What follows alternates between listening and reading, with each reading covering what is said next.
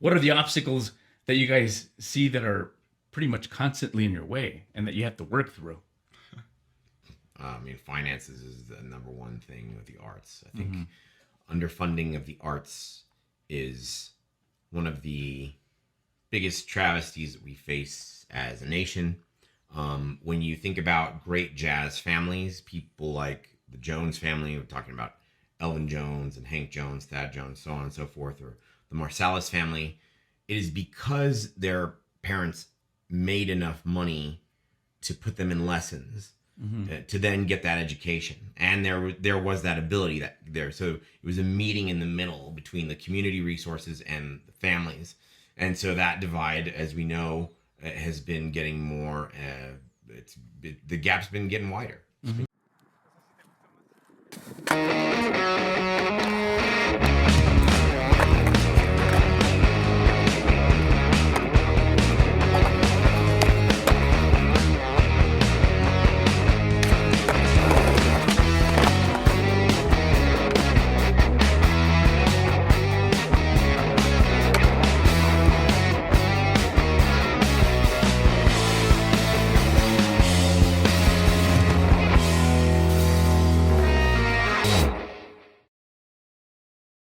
Thank you for being on the Love, Health, Prosperity podcast this week. And again, what we do is we go out of our way to create content that's really going to be beneficial to everybody who's actually viewing us.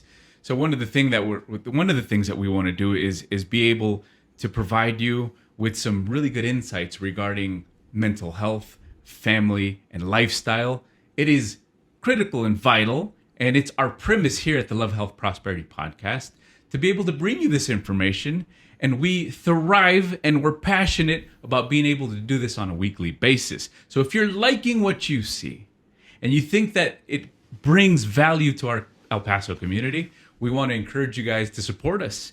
And if you need sponsorship, we need sponsorship, but if you guys need anything having to do with being able to promote something, or even coaching, or even any type of information that be useful as far as communication, the Love, Health, Prosperity podcast would like to help you guys out with that. Today's guests are going to talk to us a little bit about their lifestyle and how they manage mental health. But not only that, we're going to talk about interesting things having to do with music, with vibes, vibration, and how to keep pretty much emotionally stable when it comes to living in the moment and being able to offer people different types of directives regarding keeping themselves healthy. So without further ado, today we have Mr. Lawrence Brown, and we also have Carlos Barba that are with us today. And welcome to the podcast, guys. Hey, Thanks for having us. You guys doing good? Yeah. Doing great, man. All right. That was a little winded. I'm sorry about that. I get a little excited about sometimes introducing topics, and like I said, man, this is something totally different. But we embrace all these new things, and so many people in our community that have such valuable talents that sometimes people, for whatever reason, they don't know about what's out there. So I want to be able to talk to them and introduce you guys, and you guys be able to tell us a little bit about what you guys do for our community. Perfect. Okay? Perfect. Alrighty, cool. Well, my name is Carlos Barba. I'm a pianist, musician, educator, and more importantly right now in my life, I am the director of the Paso Youth Jazz Ensemble, and I'll talk a little bit more about that. I'll let Lawrence introduce himself first. Yeah, so I'm Lawrence Brown III. I am a percussionist, educator, musician here, and I just do whatever I can. I love to play in any kind of circumstance, any kind of scenario. I just love making music. Awesome. That is so cool, guys. So how did we get started? How did we get started with the music industry? I know you had mentioned right now that, you said percussions, right? And then being able to work with the jazz ensemble. Right? Yeah, absolutely. So, definitely for me, the Youth Jazz Ensemble, it's an interesting intersection for me because coming up in high school, Youth Jazz Ensemble was so instrumental to my development and my ability to play professionally. At that time, it was run by Marty Olivas and Ricky Malachi. Shouts out to them for giving us some really, really amazing experiences. And then when I got to UTEP, I immediately had work. I was able to be a professional in large part because of that ensemble. And so now to have one of my best friends directing that is just, it's really cool to be a part of. That's cool. Yeah. Alrighty.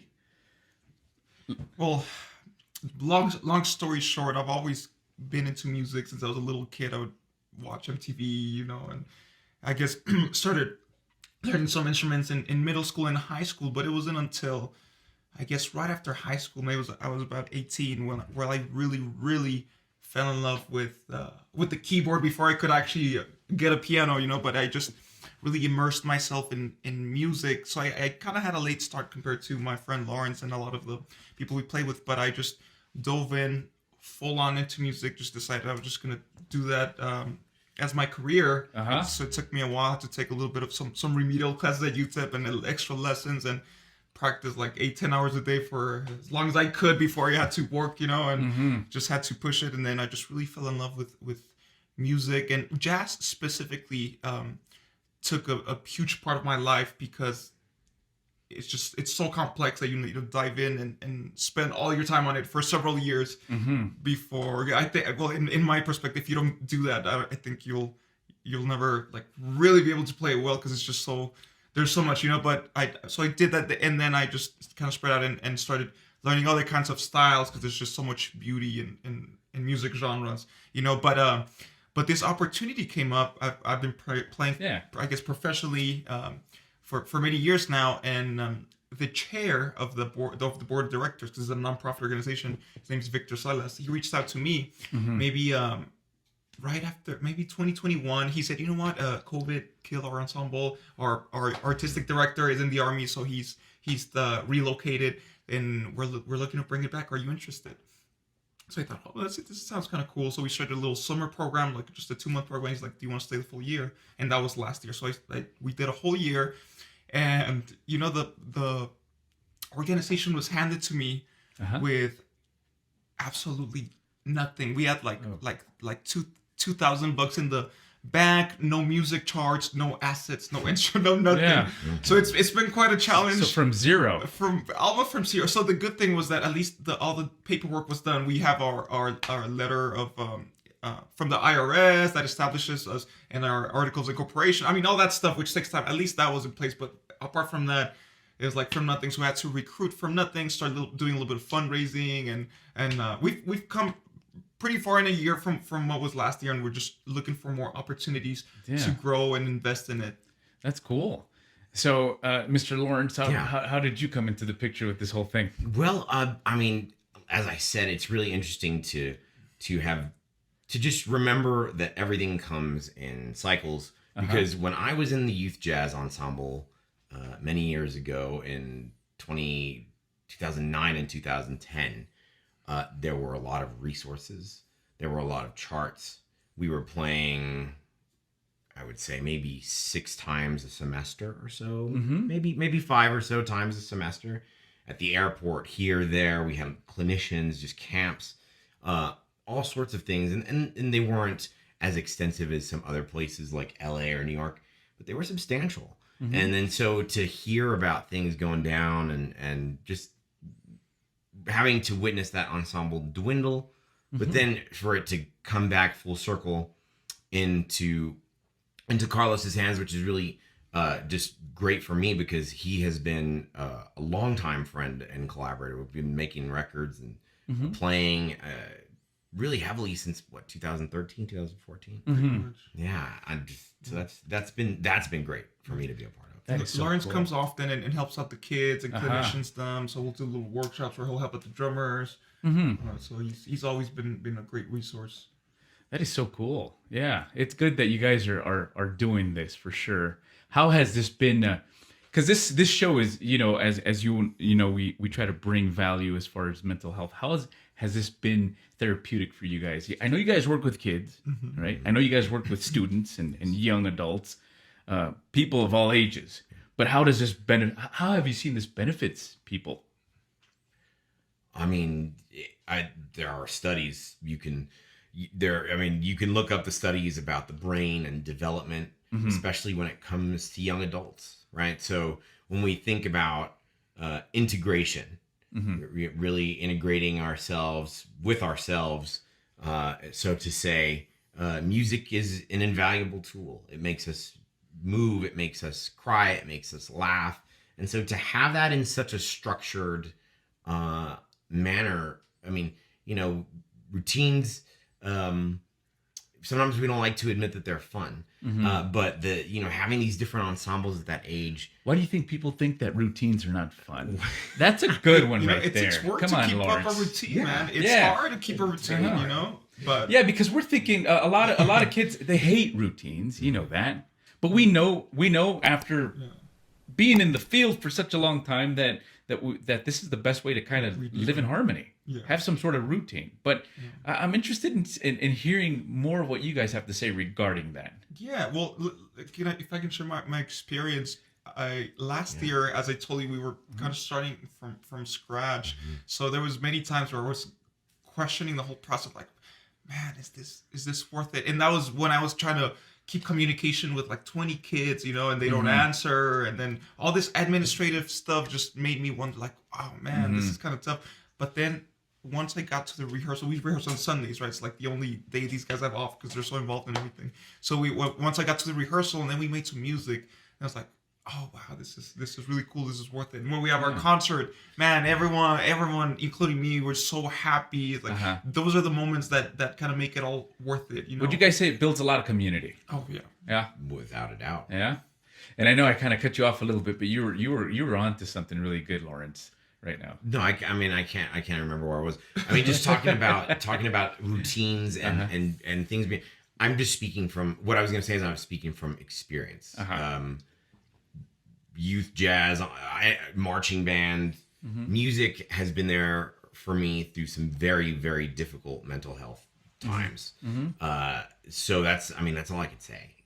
From my experience, if you are musically inclined, even if you don't see yourself doing it professionally, it is one of the best therapies that you can do with yourself and with others. Yeah. Totally agree with you on that one. And when you say with yourself, for example, I'm a big fan of rhythms and humming. I had a therapist the other day that she talked to us about a therapeutic approach which involves humming. You just hum your favorite song. Think of your favorite song, then hum it. And I started doing that on my way to work, and it's very soothing. Do you guys have techniques like that you guys teach your students when you guys are out in the field? I don't know if I have techniques that specific. I mean, I always try to give them some advice. From my own personal experience, I find things that make me happy, and I always have some project in my mind that I am putting a lot of energy and thought into. And that in the past decade, that has always been maybe recording a CD or an album, or planning a concert. It's always been related to my own personal vision as a musician. But this past year, I found that I channeled all that energy into this organization, and it's been really rewarding because it's not just for me and for my music and for my ego, but you're actually helping people. This a platform like this, just like it's really rewarding for me, I can see that it's really rewarding for these students because they look excited. Sometimes they look tired because they've been doing marching band like 6 days, and they're there, and they're enjoying it, and then they get excited, and then we just released a single, so we share a post, and then you can see them all there sharing to all their friends. They're super excited and all the things they write. So I can see that it's really helping them as well. That's cool. Yeah, and when it comes to all these projects that you guys have, what are the obstacles that you guys see that are pretty much constantly in your way and that you have to work through?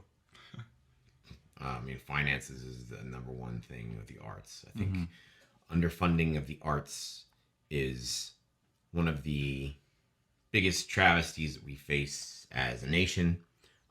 When you think about great jazz families, people like the Jones family, we're talking about Elvin Jones and Hank Jones, Thad Jones, so on and so forth, or the Marsalis family, it is because their parents made enough money to put them in lessons to then get that education, and there was that ability that there. So it was a meeting in the middle between the community resources and the families, and so that divide, as we know, has been getting more.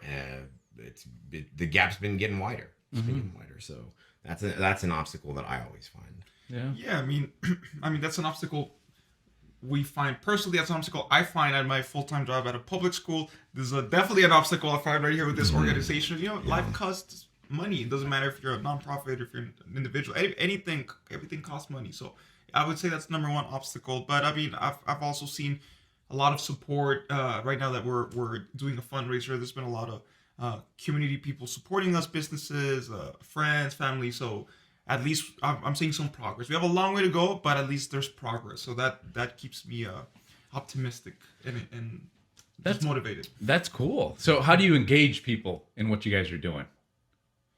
How do we engage people in general as musicians? In general, let's say you're in school. You do projects on the side too. I think I talked to you yesterday. Yeah, you said that you work a lot with, for example, with the poetry, with Maruco, things like that. How do you guys engage the community? It's like the Lawrence first. I mean, that's hard. Yeah, I mean, I think the main thing that we do, if you're talking about Richie and what he brings, what we all kind of bring is you have to be dynamic, and you have to find ways to tap into some type of charisma, because I think it's hard. We always say a lot about humility, but you also have to be audacious, and some might even say at times. Sometimes that goes over into a space of arrogance, but then you bring it back and you always ground yourself with that humility. And that creates, I feel, the charisma that keeps people engaged in your work. And then, of course, I mean, all the social media things, which I'm not always the best person to. How do you find balance between what you just said right now, Lawrence? Because those are some pretty big things that that you need to be able to not only model but be able to teach to these young kids that are learning from you, right? Practice, exercise, therapy, time with your family, or friends, those sorts of things. I think that's what I'm talking about. Okay. Yeah. And when it comes to your personal, say, mental health and how you kind of maneuver yourself around work and your profession. Can you give us some insights regarding some of that? Yeah, so I would say journaling is great. I would say that meditation is really integral for me. As I say, movement is really integral. I'm a worship leader at a church. Okay. And so that means I have to play very early sometimes. Yeah. A lot of time. Actually, every week I have to play rather early, and I have to play music that is supposed to move people, to lift their hands, to dance. And so what I have to do before that, if I can, is to try and get some movement in, whether it's jumping rope or even something as small as some breath work or a cold shower, something to get those endorphins going and to really just awaken that nervous system. Yeah, awaken the nervous system. Absolutely. How does it feel when you're in front of your church and you're about to play? Well, what's that feeling like for you? I feel blessed. I know that's going to be a cliche, but I feel very fortunate because it relates to the accompaniment work that I do with dancers, where I'm very fortunate to be in a situation where I am playing music for a purpose. So in the sense of church, we're playing for worship, right? And then for the dancers, well, we're playing so that folks can move their bodies and express themselves in that way. So that's the way that I think about my role in both of those areas, and it just makes me feel very, very humble for sure. By the way, he also sings as he plays drums with his church and interacts with the crowd. It's pretty cool to see. That is Lots cool. of cool energy. Well, you got quite the voice, Lawrence, for sure. Right? Yeah. So, same question to you. I mean, what inspires you to do what you're doing right now? I'll talk about what inspires me and also what keeps me sane mentally. And I feel lucky compared to other close people that I interact with, because I haven't had a lot of mental health instability, but I also trace that to, I guess, my personality. I'm always finding things that are going to keep me sane. For example, exercise has to be a part of my life. If I'm not exercising regularly, my I'm not gonna be emotionally stable. I'm gonna be feeling like crap, so that's one thing that at least I know works for me. And I mean, and why does it work for your profession too? That you do your physical activity. It's just loadouts, man. We're always carrying drums and keyboards everywhere. Well, I guess that's a superficial benefit, but I just think that either professional life or anything else, if I'm not feeling good with myself, it's just gonna carry on to anything. Does it reflect in your music? Yes.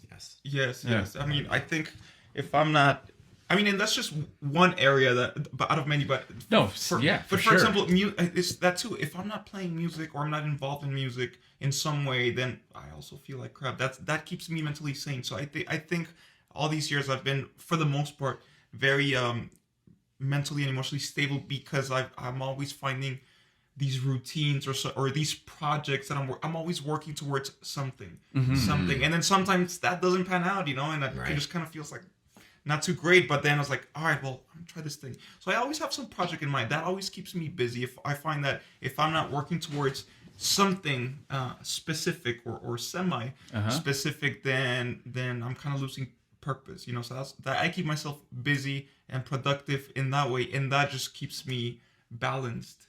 For sure. Well, you're always switching it up. That's the thing I appreciate, is that you're always switching up, because I get bored also very easily. And you're an artist, right? Well, but you'd be surprised. Some artists are happy to do the same thing all the time. Are you kidding me? Does that really work out? Yeah, it does. Well, hey, there are big tours built around that stuff. And if you do one thing and only focus on one thing, chances are you're gonna be great at it.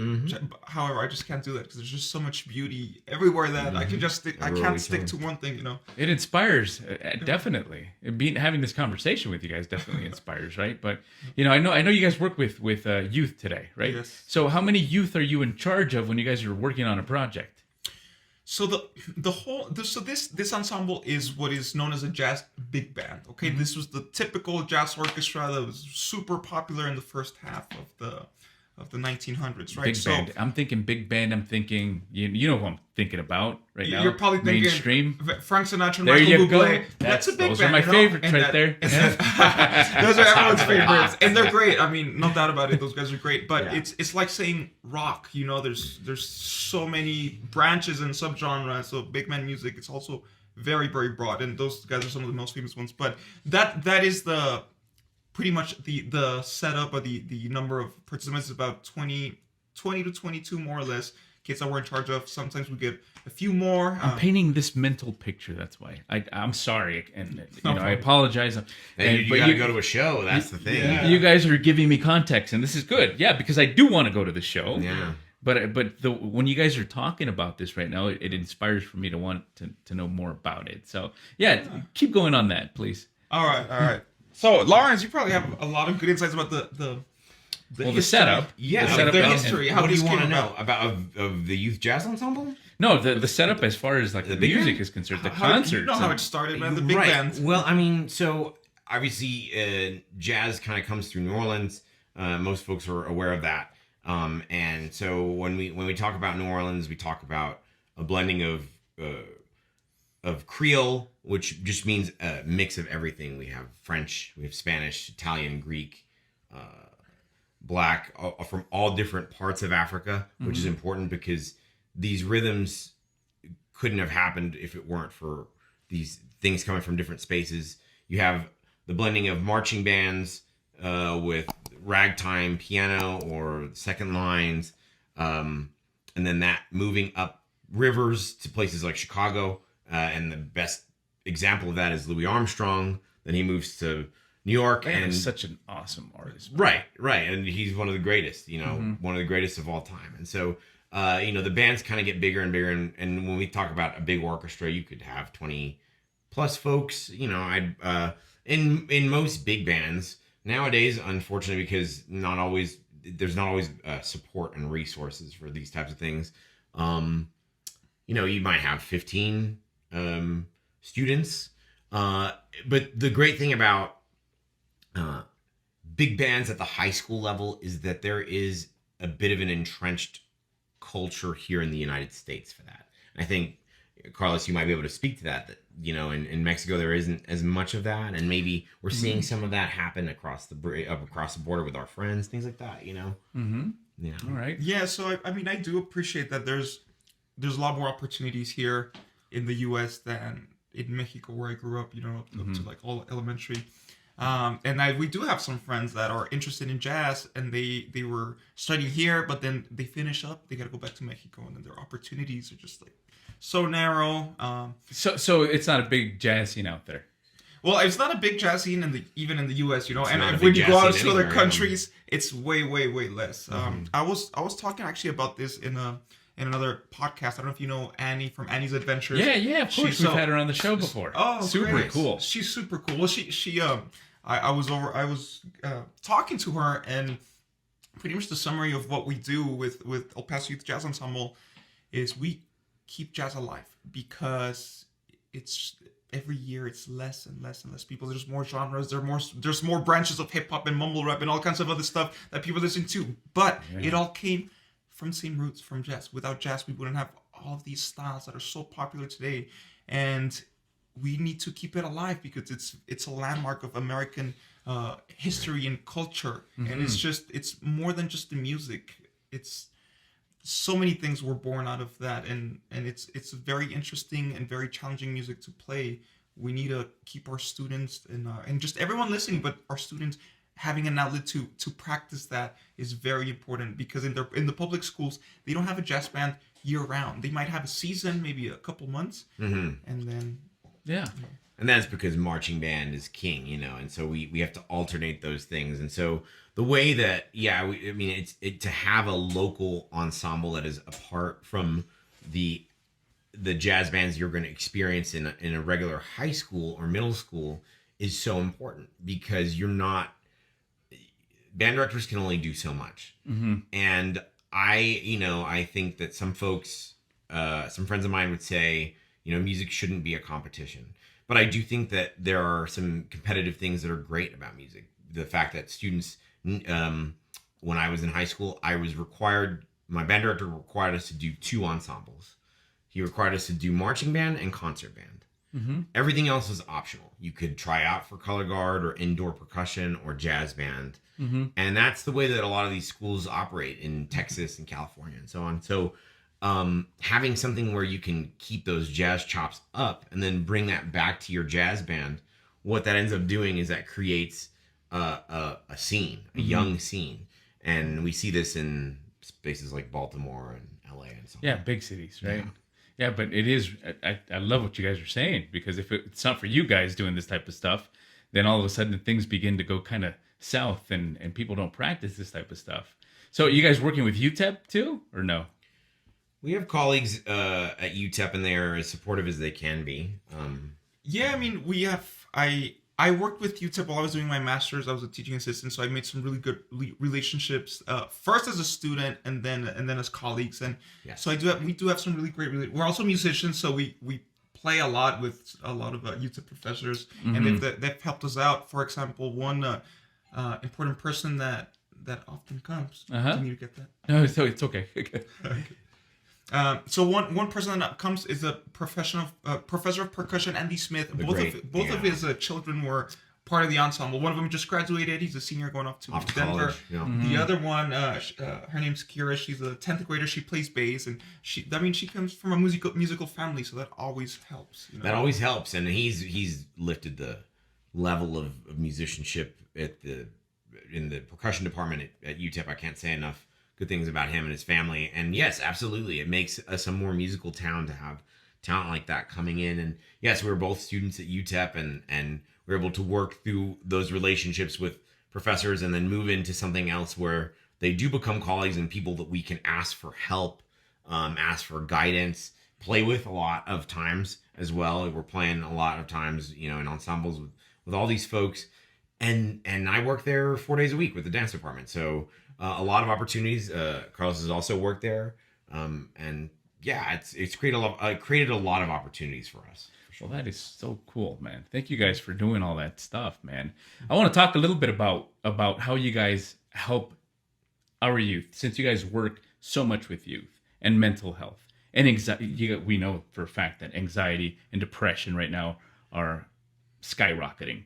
Yes. We see more and more of it every single time. I work at a clinic where we see it all the time.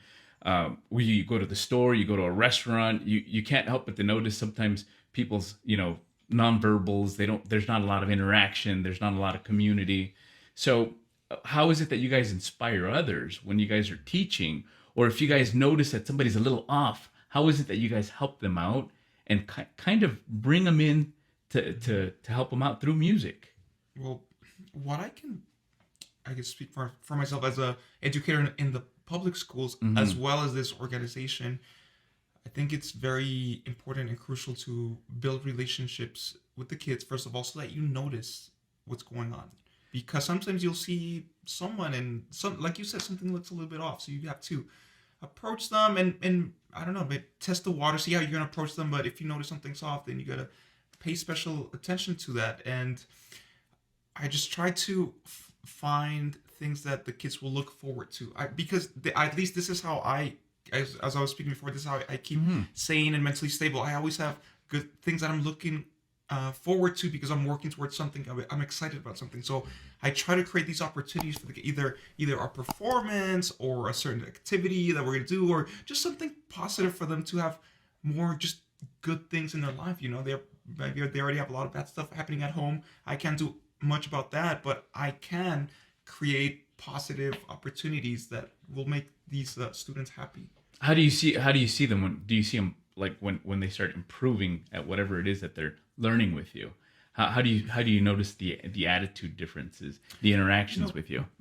Body language is just so crucial, just in humans. It's you can notice so much just from how a person moves and if he or she is smiling or whatever. I do see them, at least this ensemble. I mean, at least I see them excited. And we're playing some music, and then you can see that, or I tell them about the single release or whatever we have coming up, and you can see these guys are excited. You can see they start talking to their little partner and giggling or whatever. So I like to see that.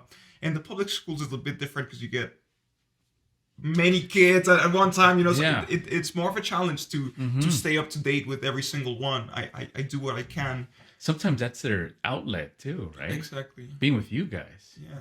At least in the public schools, every kid is looking forward to the electives, whether it is music or art or STEM, whatever they chose. I mean, that's where they have fun, And to be a part of something. I mean, that's why it's so crucial to be a part of a team. Like some people are not athletes. Yeah. And some people don't like, some of those other electives or groups that they have. But when it comes to music, what you guys are doing, that's golden stuff right there, because you guys can always engage people of all walks of life, right? Even if they say, what do you tell that one person that says, you know what, I'm not musically inclined? What do you do? Lawrence, how do you inspire somebody? How do I inspire somebody? And I'm sure they've told you that before. I'll probably just start with, what do you like to listen to? And there is the odd chance I've heard it, a couple times where folks will say, well, I just really don't listen to much music. Yeah. But even then, I'm sure if I spent enough time with them, and we were in Walgreens and, they start singing whatever's on the radio, I'd find out. Mm-hmm. So, for me, that's the way I would approach it. I mean, there's a lot there. I think one of the things that I will say is there are so many reasons, especially post-pandemic, to convince yourself to stay inside. And something as simple as giving students, giving the community a place to be, somewhere to show up, where they can show up as themselves. And and that's a whole other thing. You want to create a space where folks can show up as themselves. And thankfully music is really full of that. The language keeps changing around that, but it's so important to create that. And then once you do, there's purpose. And then there's drive and motivation and all the things that come with that, there's the serotonin of being, with folks, or the dopamine rush of really getting that passage that you spent so much time working on, and so on and so forth. So That's a rush right there. Yeah. Yeah. And we can really break down all the things that you've said right there. And it's definitely a very interesting thing. So when Lawrence is down and out, what does Lawrence do to motivate himself? I go to music right away. I go to exercise. I go to try to exhaust the body. Try to wear that out as much as I can, and then and then also just to music. Thankfully, it's the career path I've chosen.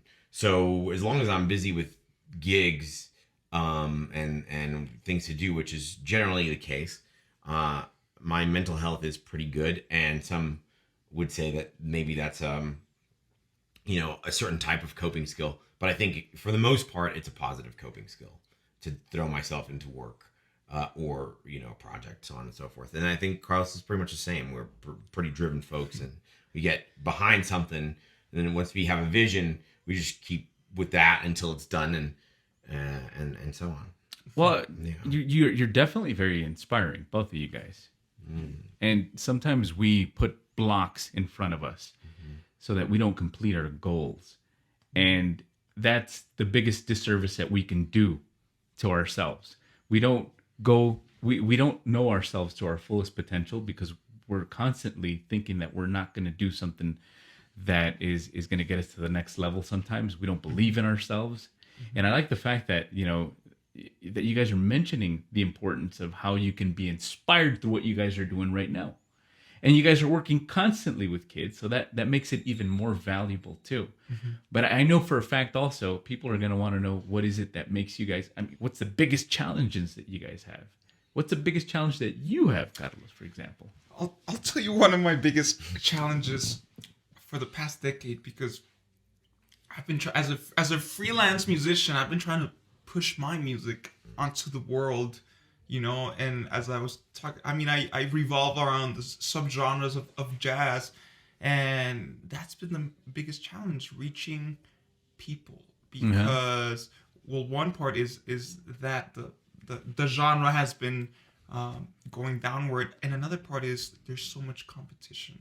Social media and the internet are a blessing and a curse, because you're not just competing with the small music scene here, you're competing with the world. And that's been quite the challenge. To put out music out there and actually reach people and get people to listen to it, or to try to find opportunities to perform outside of El Paso. We've done that. I would like to do that some more. It's also really competitive, and there have been times where I do question my whole journey, like, is this... So what happens when you're down and out, Carlos? So, what kind of things do you do to psych yourself out? I have these cycles. The last, I guess, really, I think we all do, but the last really bad one was when I finished the last school year in May, early June.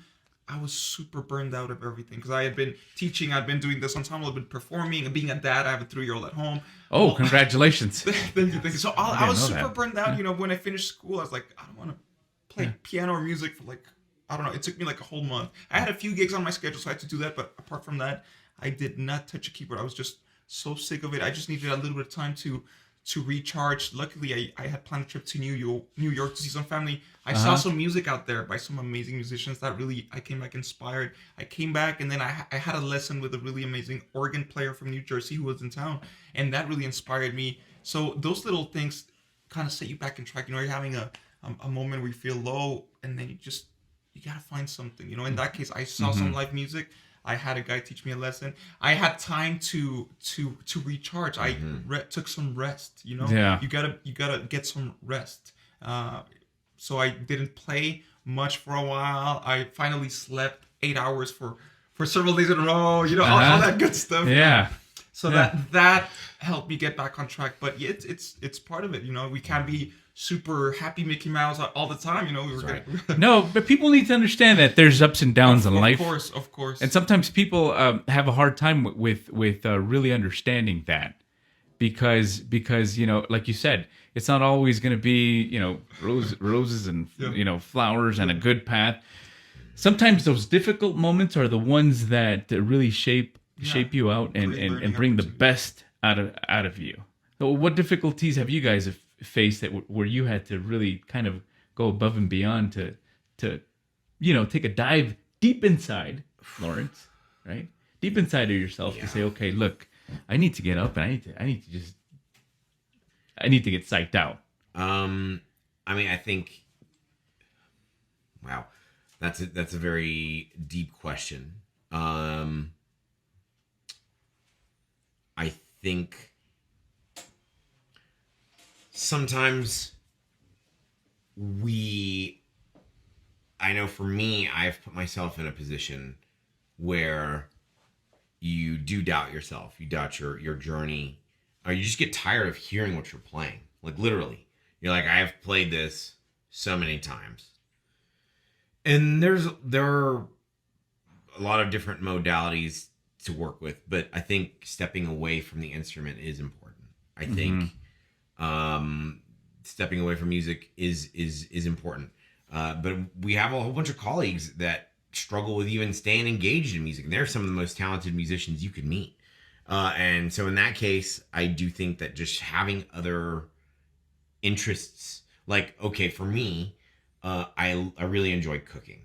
And if I don't prepare food for myself regularly enough, I feel strange. Mm-hmm. I feel like I'm not meeting my needs. And maybe it's just an act of love toward myself, of that I have the wherewithal to make myself an omelet, or to make whatever it is, or to get up and make sure the coffee's on. Mm-hmm. And so having, again, this, we kind of go back to the whole ritual and routine thing. Have something outside of what drives you. Mm-hmm. That's what I would say. Oh, thank you. I do appreciate that, man. Yeah. Awesome. Well, believe it or not, time is almost up again. So we just wanted for you guys to give us some insights as to what you guys are doing right now, and some of the projects that you guys are working on, so that people that are kind of scoping us out right now know exactly what you guys are up to right now. Of course. Well, the most important thing going on in I guess in my professional life is we just had a single release with this ensemble. We went to Star City Studios. If you've never been there, it's a pretty cool spot. Go check it out. Eric Boseman is a great friend of us. He's in charge of the studio. He's a great supporter of music. Is that in Central? West Side? That's on Castellano and Executive, more or less. Oh, okay, great. There's an Angry Owl, and then it's right behind that. It's really cool. They've been doing a lot of community outreach. They have these jam sessions, and they're doing all stuff to. It's not, you just don't go and it's not just for going and recording. There's all kinds of events for the community. Mm-hmm. So we recorded there with this ensemble in May, and we just released that single. Right now you can find it. You can look up any of your preferred music streaming platforms, the El Paso Youth Jazz Ensemble. Mm-hmm. And the piece we released is The Way You Look Tonight. It's a classic from the repertoire. Yeah. So we're pretty excited about that right now. We just started the season with the big band. So we don't have any concerts within the next few weeks. We are planning for a winter concert. Sometimes we get these calls from across the city to go and perform with a smaller group, and those are a little bit more random. So we don't have anything on the schedule yet until December, but I'm sure more stuff will come up. You can look us up at epyouthjazz.org, or we're at epyouthjazz on Instagram, Facebook, all social media. Awesome. I appreciate that. Lawrence, some words of encouragement, man, for the people that are watching us, man. For those that are down in motivation. Down in motivation? I want motivation. I want energy, and I know you got it, man. Well, if you're in the El Paso area and you are needing a little energy, there are a lot of really cool music events going around the bend. If you're a musician looking to socialize and network, there's a mixer tonight at Star City at 6, and that's part of Locals Week. It's a big festival that's going on right now. That's pretty dope. Thank you for telling us that. Yeah, the absolutely. only one thing though is that this is not going to air till about the next 3 weeks. That's right. Yeah, well, then what I would say is, honestly, just get to some if you enjoy music, get to some live music. And be around some folks that are, and if you want to engage, if that means it's a drum circle for you, then do that. If it means that you just sit and listen to, go to a symphony or go to a sports bar and listen to folks playing classic rock, whatever that means, just get out to some live music. Good. Awesome. Yeah. And that's also good for being able to network with other people and feeling good about yourselves. Precisely. This is all about mental health, man. You guys have to understand. Also, this is good. This is good information that you guys are giving the community. So thank you guys for that. I do appreciate you guys being on the show today. And again, for those that are watching, I'm sorry. You guys, one last thing you guys wanted to say? No, well, one thing I do appreciate is that the light is shining upon mental health like it never did before. That is true. Thank you for that. And it's very important. I've learned a lot these past years through my wife. She's the one that has really been tackling how to manage mental health, and I've learned a lot from her and doing some research on my own. But it was something that was never spoken of in my household, growing up, or I guess times were different. But I'm glad it's a big topic nowadays. It is, and I think that right now, what we're doing right now, mixing your profession into what we're doing right now with mental health, I think that's what we're really trying to get out there. We want for people to understand that, we can heal. And through different lifestyles and different professions, there's a bunch of stuff that we can do to really help ourselves out. So I really want to thank you guys for sharing all the things that you guys shared today. Thank you. Awesome. Appreciate it. And thank you guys for watching. We'll see you guys next week. And don't forget to like our page, subscribe to our channel. And again, if you're liking our content, please continue to support our channel. We'll see you guys the next time.